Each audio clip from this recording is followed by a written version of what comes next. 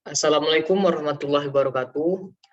Kami dari kelompok 7 dalam mata kuliah morfologi akan mempresentasikan hasil diskusi kami yang berjudul jenis-jenis proses morfologi reduplikasi. Pada presentasi kali ini, kelompok 7 beranggotakan Fatur Bilfalak Wijaya dengan NIM 2101762, Gilbert Aita De Silva 2101755, Nadila 19017021, dan saya sendiri Muhammad Fikri Al-Fateh 21017061. Berikut presentasinya yang akan dibacakan oleh Gilbert Aita De Silva. Kepada Gilbert kami persilahkan.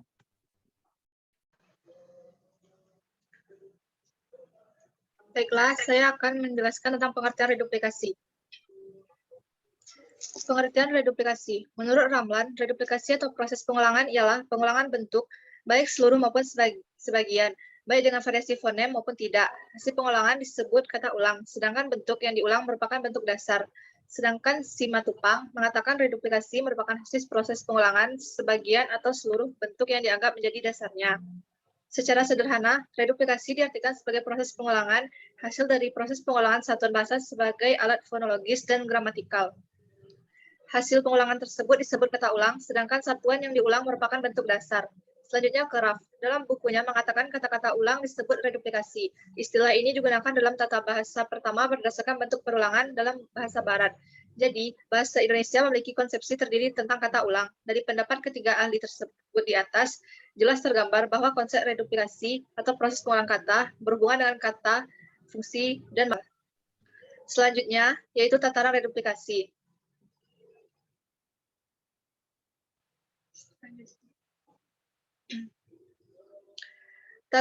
Tataran reduplikasi yang pertama yaitu reduplikasi fonologis. Reduplikasi fonologis merupakan peristiwa reduplikasi yang dapat berupa perulangan suku atau suku-suku kata sebagai bagian kata. Bentuk dasar dari reduplikasi fonologis ini secara deskriptif, sinkronik tidak dapat ditemukan dalam bahasa yang bersangkutan. Maksudnya adalah perulangan unsur-unsur fonologis seperti fonem, suku kata atau bagian kata yang tidak ditandai oleh perubahan makna, status bentuk yang diulang tidak jelas, dan reduplikasi fonologis ini tidak menghasilkan makna gramatikal, melainkan menghasilkan makna leksikal. Contohnya yaitu susu, pipi, sisi, kuku, kuku-kuku, dan sebagainya. Reduplikasi selanjutnya yaitu reduplikasi morfologis. Reduplikasi morfologis merupakan pengulangan morfem yang menghasilkan kata. Reduplikasi antisipatoris adalah reduplikasi dengan mengantisipasikan bentuk dasar ke depan. Contohnya itu tembak-tembakan, pukul-memukul. Reduplikasi konsekutif yaitu reduplikasi dengan mengungkapkan kembali bentuk yang sudah diungkapkan. Contohnya menembak-nembak dan memukul-mukul. Proses reduplikasi morfologis dapat berupa pengulangan utuh, pengulangan berupa bunyi yang mengulang sebagian, misalnya pada bentuk akar. Yang pertama, pengulangan utuh atau pengulangan seluruh. Maksudnya bentuk dasar itu diulang tanpa melakukan perubahan bentuk fisik dari kata itu. Contohnya meja-meja, bentuk dasar meja. Yang kedua, pengulangan sebagian. Maksudnya yang diulang dari bentuk dasar itu hanya salah satu suku katanya saja. Atau dalam hal ini suku kata awal. Disertai dengan pelemahan bunyi. Contohnya leluhur, bentuk kata luhur. Selanjutnya, pengulangan dengan perubahan bunyi. Maksudnya bentuk dasar diulangi tetapi disertai dengan perubahan bunyi. Yang berubah dapat bunyi vokalnya dan dapat pula bunyi konsonannya.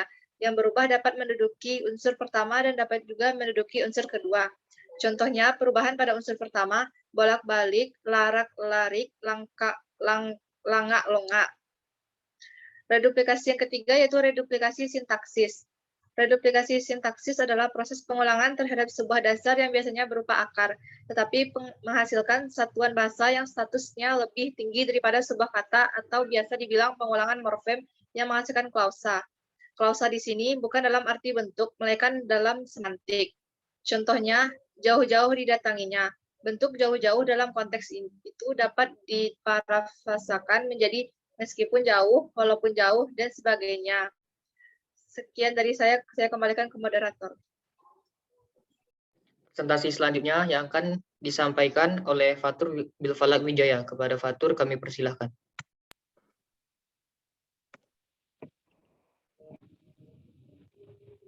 Selanjutnya adalah jenis-jenis reduplikasi. Yang pertama adalah pengulangan seluruh atau dwilingga. Pengulangan seluruh ialah pengulangan seluruh bentuk dasar tanpa perubahan fonem dan tidak berkombinasi dengan proses pertumbuhan afiks. Contohnya adalah buku, pengulangannya adalah buku-buku. Sekali, pengulangannya adalah sekali-sekali. Selanjutnya adalah pengulangan sebagian atau dwipurwa. Pengulangan sebagian ialah pengulangan sebagian dari bentuk dasarnya. Bentuk dasar tidak diulang seluruhnya. Hampir semua bentuk dasar pengulangan golongan ini berupa bentuk kompleks, namun ada beberapa kata yang berupa bentuk tunggal. Contohnya adalah laki, pengulangannya lelaki. Lalu berapa, pengulangannya beberapa. Selanjutnya adalah dwiwasana, merupakan pengulangan bagian belakang leksem. Contohnya pertama, diulang menjadi pertama-tama, sekali menjadi sekali-kali, perlahan menjadi perlahan-lahan.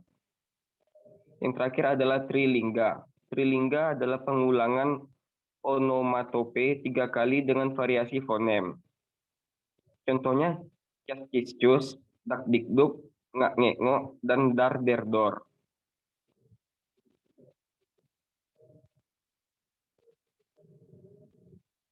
Lalu kita masuk kepada reduplikasi pembentuk verba, adjektiva, nomina, pronomina, adverbia, numeralia, dan interrogativa.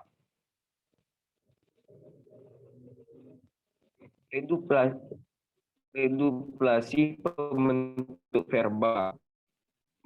Maksudnya adalah reduplikasi pembentuk verba makna yang muncul sungguh-sungguh atau intensif. Contohnya diangkat-angkat, tergila-gila, lalu sambil lalu, kurang sungguh-sungguh atau de-intensif. Contohnya tidur-tiduran. Saya kembalikan kepada moderator. Terima kasih kepada Fatur Bilfalak Wijaya. Selanjutnya, pembahasan selanjutnya yang akan disampaikan oleh Nadila. Kepada Nadila, waktu dan tempat kami persilahkan. Baiklah, terima kasih kepada moderator. Selanjutnya, materi selanjutnya yaitu pembentukan adjektiva. Pembentukan adjektiva yaitu makna yang muncul yang mempunyai sifat lebih dari satu. Contohnya kaya-kaya, cantik-cantik, yang mana itu pasti dan iteratif. Contoh kedua yaitu baik-baik.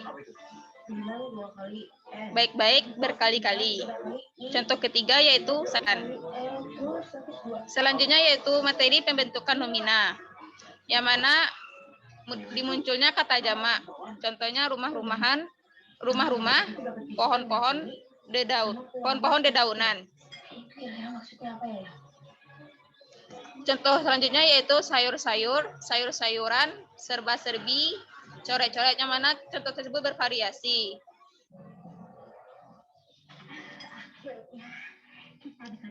Baiklah, selanjutnya saya serahkan kepada moderator. Terima kasih kepada Nadila. Penyampaian materi selanjutnya yang akan disampaikan oleh saya sendiri. Materi selanjutnya ialah pembentukan pronomina dan interrogativa. Reduplikasi pembentukan pronomina. Makna yang muncul dramatisasi. Contohnya ialah kami-kami, kita-kita. Meremehkan negatif. Contohnya ialah dia saja yang menjadi ketua kelompok. Selanjutnya reduplikasi interrogativa merupakan makna yang muncul beberapa. Contohnya adalah berpuluh-puluh. Selanjutnya materi selanjutnya ialah pembentukan adverbia dan numeralia. Reduplikasi pembentukan adverbia, makna yang muncul sungguh-sungguh, intensif. Contohnya ialah berangkat pagi-pagi sekali ke kantor, berulang-ulang, frekuentatif. Contohnya ialah sendiri-sendiri, tiga-tiga. Selanjutnya reduplikasi pembentukan numeralia, makna yang muncul keheranan. Contohnya apa-apaan. Materi selanjutnya ialah makna reduplikasi. Makna atau arti reduplikasi terikat konteks dengan bentuk-bentuk reduplikasi. Karena itu, diperlukan konteks tertentu untuk memenuhi atau menentukan makna yang dikandung oleh bentuk-bentuk reduplikasi yang bersangkutan. Arti makna reduplikasi juga dibentuk oleh kategori atau kelas kata bentuk dasarnya, kombinasi dengan afiks tertentu, dan pemakaiannya dalam kalimat. Ramlan dalam bukunya Morfologi 1 Tinjauan Deskriptif menjelaskan ada 11 makna reduplikasi. Kesebelasannya ialah menyatakan makna banyak. Contohnya, rumah itu sangat tua. Selanjutnya, menyatakan makna banyak.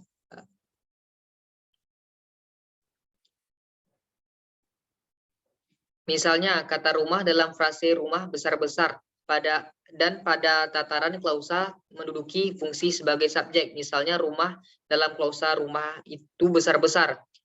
Selanjutnya, menyatakan makna tak bersyarat dalam kalimat meskipun hujan saya akan datang.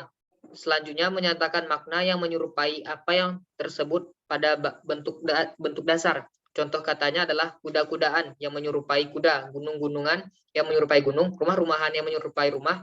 Selanjutnya, menyatakan bahwa perbuatan yang tersebut pada bentuk dasar dilakukan berulang-ulang, berteriak-teriak, berkali-kali, memukul berkali-kali, memetik berkali-kali. Menyatakan bahwa perbuatan tersebut pada bentuk dasarnya dilakukan dengan enaknya, dengan santuinya, atau dengan senangnya. Contoh katanya ialah seluruh anggota keluarga duduk-duduk di teras muka.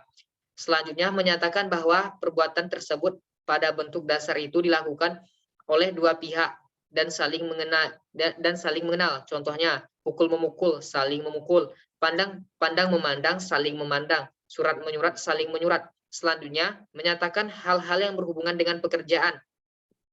Contohnya ialah potong memotong, hal-hal yang berhubungan dengan pekerjaan memotong.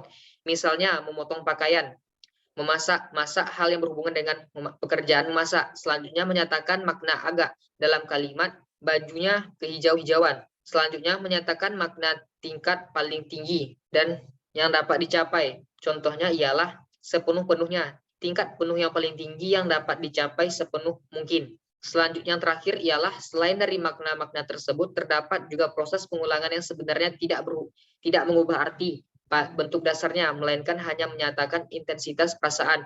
Kita bandingkan misalnya kata mengharapkan dengan mengharap-harapkan, membedakan dengan membeda-bedakan, sekenyangnya dengan sekenyang-kenyangnya, berlarian, berlari-larian. Demikian presentasi reduplikasi pada kelompok 7. Jika ada kesalahan kata, kami memohon maaf. Wabillahi taufiq wal hidayah. Wassalamualaikum warahmatullahi wabarakatuh.